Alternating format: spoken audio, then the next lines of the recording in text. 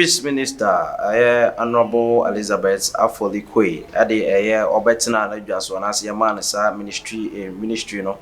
Obo modern de name bi to just bosomi bia na se afibia no. Afibia bo modern so obeto poni mu kakra se ne be ya se ne be ya moa na omochi na se moa no omo maame na omochi omo kwala no ma wo omo no.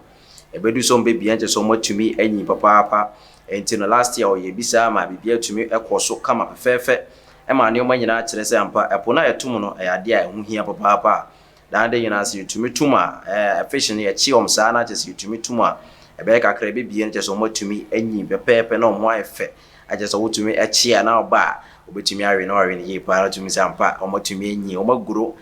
je se omo mpom nyina tumi anyi pepe fefe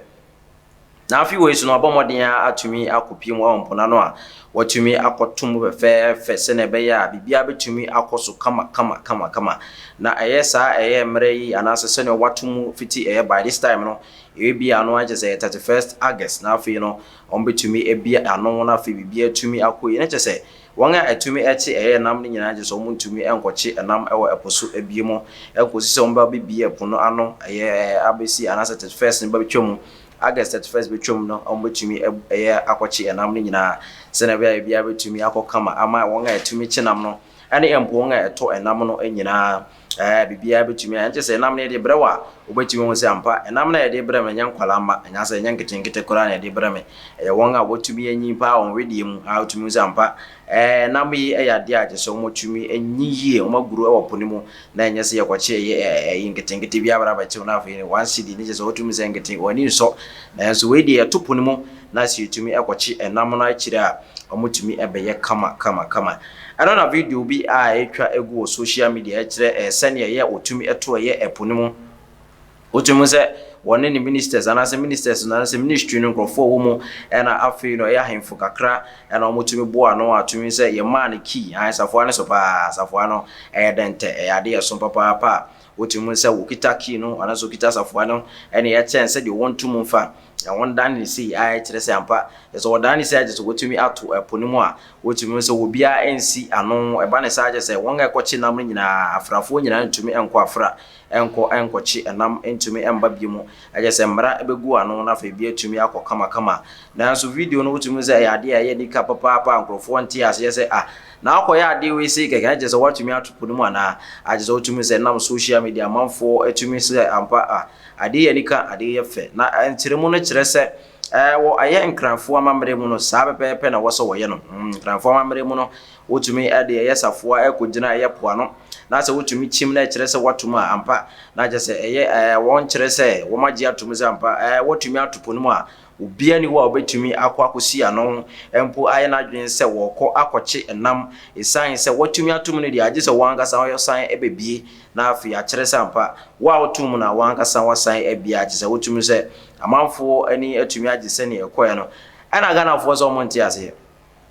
omoso monti ase esan se enema bi o a ehia enema bi o anya de fata enema bi o ensem fata esan se enema ibre etumi ekoso wo mawe ma ehia kan na afi hia se betumi aye no fefefe na enye so akotopo mu ababetro abekire Ghana fo na ekire se why bibia ese ne fata bia wose yetumi bo opuruze bia dawe obi kura aka sa wose the concert has just begun. Don't draw the curtain. What is the idea of my concert party kura antino eno eho ehia obi so say o season no na say by this time ni sen ka omutum by this time na mu ka memu ena nke twa na ese fata sen ka omutumi etum saa na so no say de ekobia no wobomoden atumi atum eponimu aje say fiti na ekọ no je say wo kope na mo de a mesrew tena ofie wo yo obi a wo koche na mo de a tena ofie na twen na 31st August ntwom ase wotumi akọ anaso afa aye obotse wo kwakoche nam enya saa de a waso ebe ye papa waso ebe ye aye so wotumi se video a etwagu no amanfo etumi eka eho ensem no video ba ko bi so etwagu papa o eye internet wo se social media de jeze de betena so de a enya video etwagu aje se ensem a ekoso ensem poro era je se yesesa na de eba abesom na video no mu no yetumu se wa wonim se eba se Africa de deliverance e wotumu se ya de critical eba se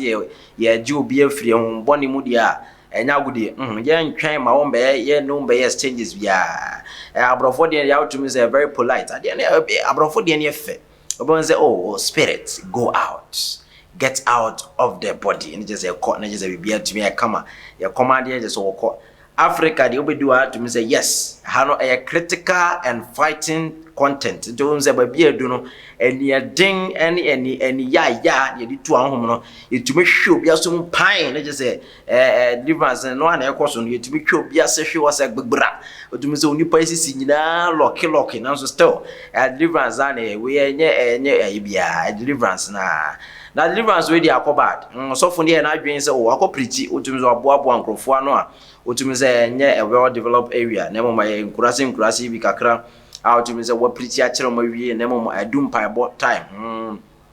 kanya me asem wie kire wo sa kanya me adwen kire wo sa wie na afi na aka say ye betena na afi ana say obibi ana say hompo a obi a e wo modern ase ye de sabato so na afi otumi tutu sa ye hombo ne nyina otumi afiri mo na so football modern sa etu ba ku free ho na wo ko second woman so woman se dabi me de nya free na no me be rough gra o ya me no be fight ba wotumi say woman na dwa wotumi atie gina wotumi so ne sofo no kwa don't try to say blows na ko nya say e bia ye insan wi ne nsam wi ya no dabi woman na e krado pa so sofo ne obebo ne down wash no papa to me say blow ne corner ba out to me say so for